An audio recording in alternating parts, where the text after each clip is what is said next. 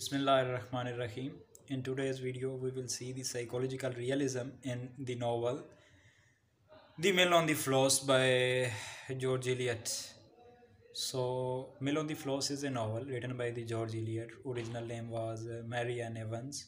And psychological realism is a technique जिसमें ये होता है कि करेक्टर के इंटरनल जो उसके मोटिव्स, इंटरनल कन्फ्लिक्ट्स और कोई भी एक्शन जो वो परफॉर्म कर रहा है उसके पीछे जो भी उसकी वजूहात रही हैं वो देखी जाती हैं। तो शुरू करते हैं इस वीडियो को। मिल ऑन द फ्लोस एक नावल है जिसे एक वुमेन राइटर जॉर्ज इलियट ने लिखा था। जॉर्ज इलियट इनका पेन नेम है। इनका ओरिजिनल नाम मैरी एन एवंस था। मैरी एन एवंस जो थी ये एक विक्टोरियन राइटर थी और उस ज़माने में जो ख़वातीन हैं उनके वर्क्स जो होते थे उन्हें तरजीह नहीं दी जाती थी। उसी ज़माने में ब्रोंटी सिस्टर भी थी और जो इनकी डेथ और बर्थ डेट है यानी जॉर्ज इलियट की 1819 में ये पैदा हुई 22 नवंबर 1819 और इनकी डेथ हुई 22 दिसंबर 1880s। सॉरी 80s नहीं 80। तो रॉबर्ट ब्राउनिंग की भी आलमोस्ट ही बनती है, उनकी डेथ हुई थी 1889 में। तो ये कंटेम्प्रेरीज़ ही हैं, मींस के उनकी आई थिंक बर्थ डेट जो थी वो 1812 थी। तो ये दोनों कंटेम्प्रेरीज़ ही हैं आलमोस्ट। जॉर्ज इलियट जो हैं ये साइको एनालिसिस की टेक्निक का अपने नावल्स में यूज़ करती हैं। इनका जो पहला नावल था वो आदम बीट था। ये दूसरा नावल था इनका मिल ऑन द फ्लोस, ये 1860 में पब्लिश हुआ था। ये इनका ऑटोबायोग्राफिकल वर्क है। ऑटोबायोग्राफी में मींस के इसके जो करैक्टर हैं, मैं अब अज्यूम ये कर रहा हूँ कि आपने सारा नावल और उसकी स्टोरी पढ़ रखी होगी क्योंकि हम सिर्फ इसमें साइको एनालिसिस डिस्कस करेंगे, नावल की स्टोरी को डिस्कस नहीं करेंगे। मैगी का जो करैक्टर है प्रोटैगनिस्ट का करैक्टर है और ये इनकी अपनी ज़ात को रिप्रेजेंट कर रहा है, यानी जॉर्ज इलियट की पर्सनल लाइफ को रिप्रेजेंट कर रहा है। जबकि जो टॉम का करैक्टर है यानी मैगी का जो भाई है वो इनके भाई आइजैक को रिप्रेजेंट कर रहा है। इसी तरह जो फादर का करैक्टर है मिस्टर टेलीवर वो इनके अपने फादर को रिप्रेजेंट कर रहा है। मिल ऑन दी फ्लोस का वही मकाम है, यानी वही ऑटोबायोग्राफिकल इसकी कैफियत है जो डेविड कोपरफील्ड की है। डेविड कोपरफील्ड एक नावल है जिसे चार्ल्स डिकन्स ने लिखा था और ये अच्छा खासा लंबा नावल है। तो ये दोनों मिल ऑन दी फ्लोस और डेविड कोपरफील्ड दोनों मेजर ऑथर्स की ऑटोबायोग्राफिकल वर्क हैं। साइको एनालिसिस एक टेक्निक है जिसमें करैक्टर्स के पीछे की जो उसकी वजूहात होती हैं, कोई भी वो एक्शन परफॉर्म करता है, जो भी उसके थॉट प्रोसेस चल रहा होता है, जो उसके इंटरनल कन्फ्लिक्ट्स होते हैं, तो उनको रिप्रेजेंट किया जाता है इस टेक्निक में। जॉर्ज इलियट इस टेक्निक में अच्छी खासी महारत रखती थी। वो साइकोलॉजी खुद पढ़ी हुई थी और 19वीं सेंचुरी में साइंस जो है वो डेवलप हो रही थी, तो रिलीजियस जो ऑर्थोडॉक्स थे उनको चैलेंज किया जा रहा था।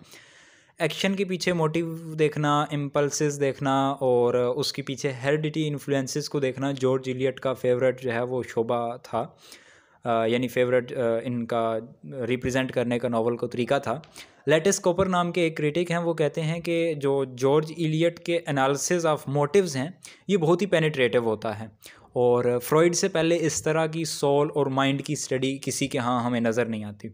जॉर्ज इलियट क्या करती हैं, जो भी हैबिट्स नज़र आ रही हैं उनको अनवील करके उनके पीछे के जो लाइफ पैटर्न है वो शो कर रही होती हैं। डिफरेंट किस्म की सिचुएशंस देख के एक जो करैक्टर है उसके पीछे वो किस तरह से उन सिचुएशंस में परफॉर्म करता है, रिएक्ट करता है और सस्टेन करता है अपनी लाइफ को, ये इस तरह से शो करती थी। हेनरी जेम्स जो हैं ये ख़ुद बहुत बड़े नावलिस्ट हैं इंग्लिश लैंग्वेज में।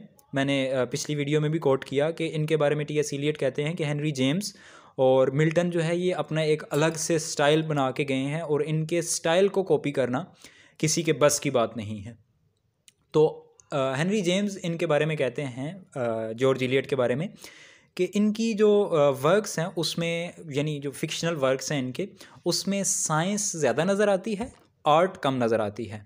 तो किस साइंटिफिक वे में, यानी ये फिक्शनल स्टोरीज़ को साइंटिफिक वे में डील कर रही होती थी और साइंस को जो है ये ला के कंपेयर करती हैं, मींस के साइंस को इंटरवाइन करती हैं, उसको उसके साथ जो है जोड़ देती हैं मेलोड्रामेटिक लव स्टोरी के साथ। तो ये बड़ा एक मज़े की चीज़ पैदा होती है। उस वक्त की बायोलॉजी की अकॉर्डिंग जो ह्यूमन की ट्रेड्स थी, जो ह्यूमन की हैबिट्स हैं या ह्यूमन जिस तरह से बिहेव करता है वो उसकी हेरिडिटी में शामिल होता है और वो उसके ज़रिए बाउंड होकर चल रहा होता है। लेकिन जॉर्ज इलियट ने इस कंसेप्ट को चैलेंज किया और बताया कि इंसान की नेचर जो है वो फ्लेक्सिबल है, मेलेबल है, यानी बदल सकती है सिचुएशन के अकॉर्डिंग। ये ज़ाहिरी अपीयरेंस में करैक्टर की जाने की बजाय उनकी इनर स्टडी करती थी, यानी उनके इनर सेल्फ को रिप्रेजेंट करती हैं। ज़ाहिरी अपीयरेंस को छोड़ के इनर मैन को ये शो कर रही होती हैं। इनके मेन करैक्टर मैगी की तरफ जाते हैं। मैगी टलीवर इनके novel mill on the flows का प्रोटैगोनिस्ट है, फीमेल प्रोटैगोनिस्ट है, जो जिसमें बेसिकली इनके इंटरनल कन्फ्लिक्ट में, यानी मैगी टलीवर के इंटरनल कन्फ्लिक्ट में डिज़ायर नज़र आ रही होती है। इनका अपना पैशन और इनका अपना लव है, इनका अपना वे ऑफ लिविंग है जिसमें वो जिस तरीके से ज़िंदगी गुजारना चाहती है, लेकिन दूसरी तरफ सोसाइटी के नॉर्म्स और स्टैंडर्ड्स हैं और फैमिली है। तो ये अपनी डिज़ायर्स को जिस तरह से कुर्बान करके फैमिली को प्रायोरिटी देती है, ये इनकी ख्वाहिशात को और सोसाइटी के दरमियान जो कन्फ्लिक्ट जिस तरह से इनके माइंड में क्रिएट होता है, इस नावल में वो वाज़े किया गया है। मसलन मैगी टलीवर जो है ये स्टीफ़न नाम के एक लड़के के साथ घर से भाग जाती है, लेकिन फिर ये पछताती हुई वापस आती है अपनी फैमिली की वजह से, फैमिली के ख्याल की वजह से, और इसकी कज़न जो है लूसी की वजह से। तो ये दिखाता है इसकी एम्बीवेलेंट नेचर और रिग्रेट को। ये एम्बीवेलेंस जो है और रिग्रेट जो है ये बेसिक ह्यूमन नेचर में शामिल हैं। यानी एम्बीवेलेंस होता है अच्छी और बुरी फीलिंग्स का एक साथ आना, यानी एक ही चीज़ के बारे में आप लाइक भी कर रहे हैं, डिसलाइक भी कर रहे हैं, और दूसरा रिग्रेट। तो ये दोनों चीज़ें जो हैं ये कंटिन्यूसली ह्यूमन लाइफ में चलती रहती हैं। फिर इसमें जो दूसरी हमें कंसेप्ट नज़र आता है, यानी एक तो एम्बीवेलेंस और रिग्रेट वाला हो गया, दूसरा जो हमें नज़र आता है नीड ऑफ लव है। तो नीड ऑफ लव यानी हर इंसान की ख्वाहिश होती है कि वो चाहा जाए, उसे पसंद किया जाए, कोई उससे ये बताए कि तुम दुनिया में सबसे ज़्यादा खूबसूरत हो, तुम बहुत अच्छे हो, ये बताने वाला एक होना चाहिए। तो ये इंसान की बेसिक जो है वो मैं तो कहूँगा बेसिक हकूक़ में से शामिल है कि उसे चाहा जाए। यानी जिस तरह उसे ज़िंदगी का हक़ है, इसी तरह उसका ये भी हक़ है कि कोई उससे मोहब्बत करने वाला हो। तो ये भी इसके बारे में एक लाइन थी उधर नावल में। ऑथर तो नहीं खैर कहूँगा, नरेटर, क्योंकि नरेटर का हमें पता नहीं है, नरेटर जो फीमेल है या मेल है सारी स्टोरी को नरेट कर रहा है, वो कहता है कि strongest need of the poor Maggie was to be loved by someone. तो ये लव है जिसके लिए मींस के मैगी किसी से लव करती है, स्टीफन से लव करती है, फिर फिलिप से लव करती है, लेकिन दोनों को उसके लिए छोड़ देती है लव ऑफ फैमिली के लिए। तो ये सेक्रीफाइस उसका दिखाता है। तो ये नीड ऑफ लव जो है ये बेसिक ह्यूमन ट्रेट है, जो मींस यही साइको एनालिसिस होता है ना, कि उसके पीछे की वजूहात को जानना, बेसिक ह्यूमन नेचर को समझना। तो ह्यूमन्स जो नेचर है वो ब्लूम करती है जब उससे प्यार किया जाता है। तीसरा जज्बा जिसे रिप्रेजेंट किया गया है वो बदले का, इंतकाम का, वेंजेंस का जज्बा है। तो ये भी बेसिक ह्यूमन नेचर है जिसको इस नावल में डील किया गया है। एक लाइन है इस नावल की जिसमें वो कहती है या कहता है, क्योंकि नरेटर हमें क्लियर नहीं है, Tom was particularly cleared and positive about one point, that he would punish everybody who deserve it. तो यानी टॉम का ये इस तरह से करैक्टर दिखाया गया कि उसमें ये बदले का जज्बा मौजूद है। इसी तरह उसके अब्बा हजूर में यानी मिस्टर टलीवर में, जब वो वेकम से हार जाते हैं और वेकम के ज़रिए उनकी रुसवाई होती है, तो वो वेकम को कभी माफ़ नहीं करना चाहते। उसकी बेटी जब वो डेथ बेड पे होता है, मैगी उसके पास आती है और कहती है कि क्या आप उसे माफ़ कर देंगे, तो वो कहता है I will never forgive him. तो ये जज्बा जो इंतकाम का जज्बा है, इसको भी बड़े प्यारे अंदाज में इस नावल में डील किया गया। यानी ये भी एक हमें नज़र आता है मोटिव करैक्टर्स के एक्शंस के पीछे। उसके बाद दीगर जज्बे को देखें तो सेक्रीफाइस का जज्बा है। सेक्रीफाइस का जज्बा मैगी में पाया जाता था। मैगी जो है अपनी फैमिली के लिए और अपनी ब्रदर के लिए जो है वो स्टीफ़न को छोड़ देती है। सिमिलरली जो फ़िलिप वेकम था उसको ब्रदर के लिए फ़िलिप वेकम को छोड़ देती है, क्योंकि ब्रदर जो है वो इंतकाम का जज्बा रखता है उसके बाप से यानी मिस्टर वेकम से, जिसकी वजह से वो फ़िलिप वेकम को भी डिसलाइक कर रहा होता है। तो मैगी फ़िलिप वेकम को भी छोड़ देती है। सिमिलरली मैगी जो है स्टीफन्स के साथ जब भाग जाती है घर से, तो उसके बावजूद वो वापस आ जाती है, क्योंकि वो उसके लिए फ़ैमिली का लव ज़्यादा इंपॉर्टेंट है। तो ये एक सेल्फ सेक्रीफाइसिंग वूमेन के तौर पे हमें नज़र आती है, जो मुख्तलिफ़ मकामात पे अपने भाई के लिए कुर्बानी दे रही है, अपनी फैमिली के लिए कुर्बानी दे रही है। इसके अलावा हम देखें नावल में anger on the irrelevant things के थीम को भी बड़े अच्छे से डील किया गया है। ये भी एक मोटिव के तौर पे हमें नज़र आता है एक्शंस के पीछे।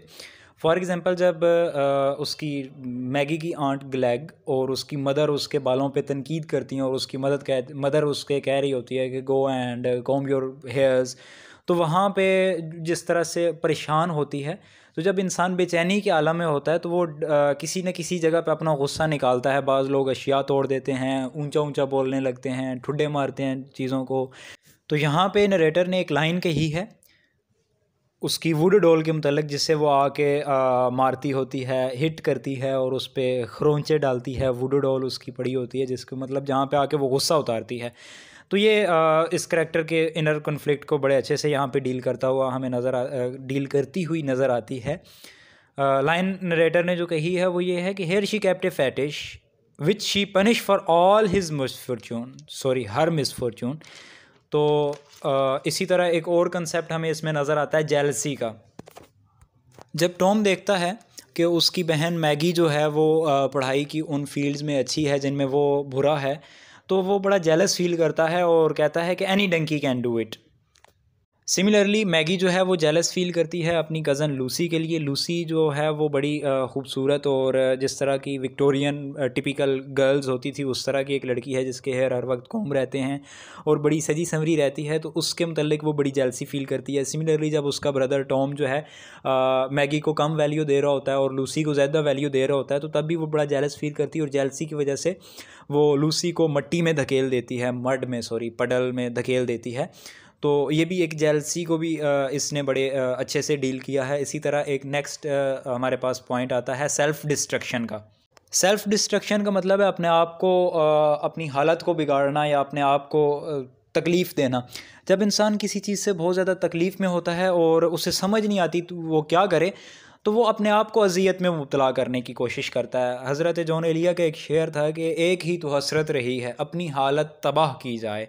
तो इंसान अपनी हालत को तबाह करने की कोशिश करता है। फॉर एग्ज़ाम्पल राइटर ने दिखाया कि जब मैगी को उसकी मदर कहती हैं उसके बालों के लिए कि जा कॉम्ब करके, और उससे अनोय होती हैं, तो मदर को अनोय करने के लिए जस्ट मैगी राइटर लाइन कहता है Maggie answer of seizing her front lock and cutting them straight across the middle of forehead.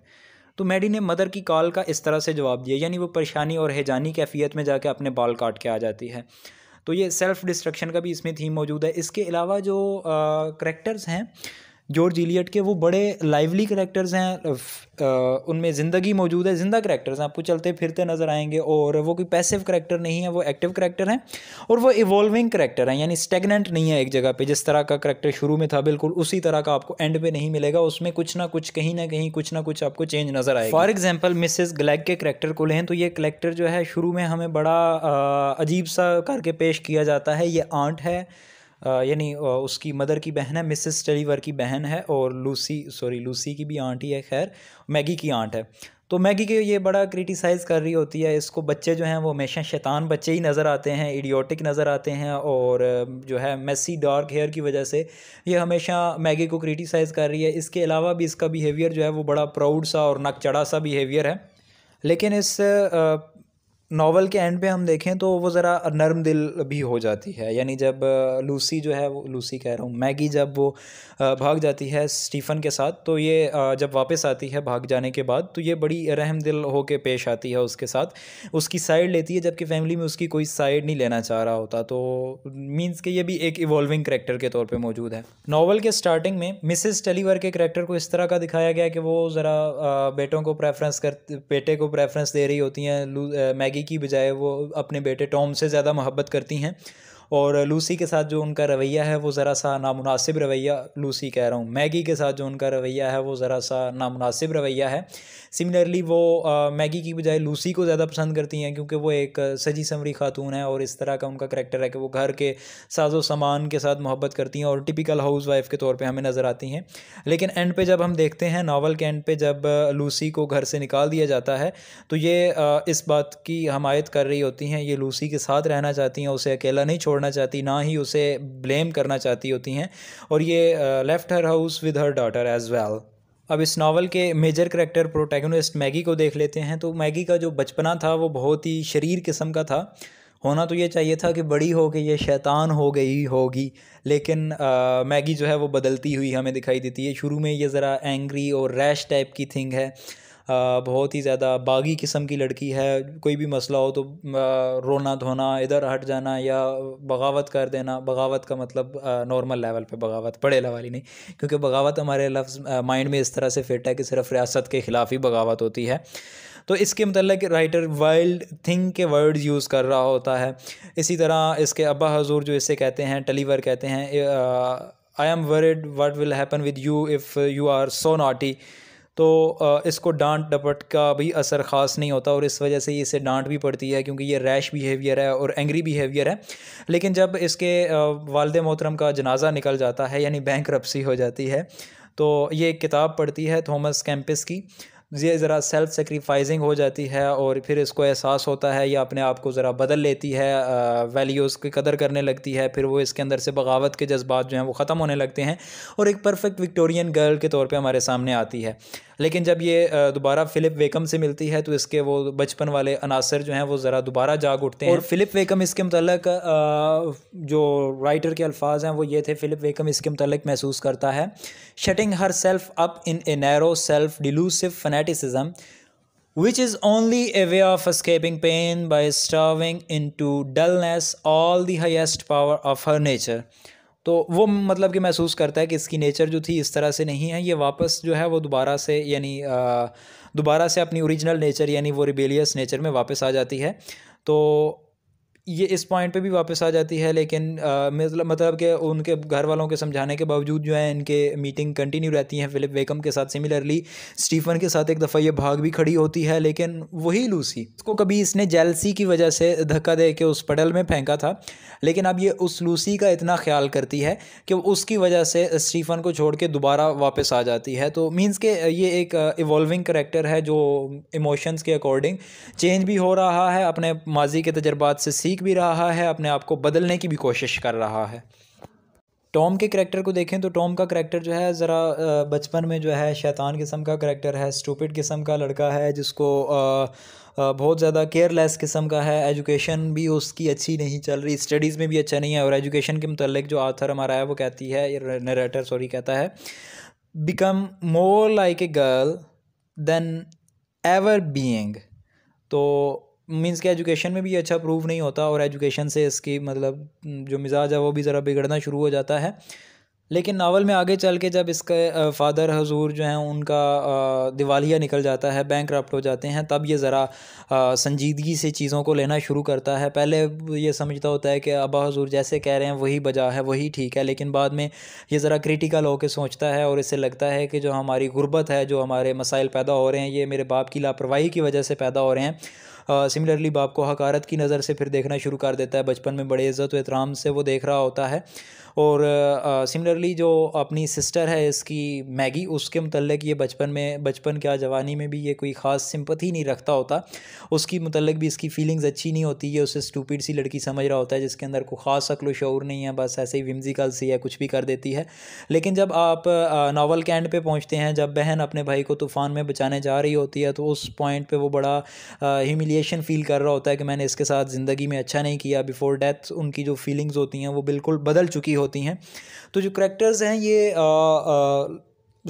बिल्कुल ऐसे रुके हुए स्टैग्नेंट नहीं हैं, बल्कि ये इवॉल्विंग करैक्टर्स हैं और इनमें चेंजिंग्स आती रहती हैं। करैक्टर बिल्डिंग प्रोसेस जो है इसके जॉर्ज इलियट के यहाँ वो बड़ा अच्छा है। करैक्टर जो है एक प्रोसेस से गुजर के होके रिफ़ाइन होता हुआ आपको नज़र आता है, ख़राब होता हुआ नज़र आता है। इसी तरह जो करैक्टर्स की साइको एनालिसिस है या साइकोलॉजिकल रियलिज़म है वो बड़े अच्छे से जॉर्ज इलियट रिप्रेजेंट करती हैं। तो इस वीडियो को मैं यहीं पे ख़त्म करना चाहूँगा। मिलते हैं किसी नेक्स्ट वीडियो में, तब तक के लिए अल्लाह हाफ़िज़।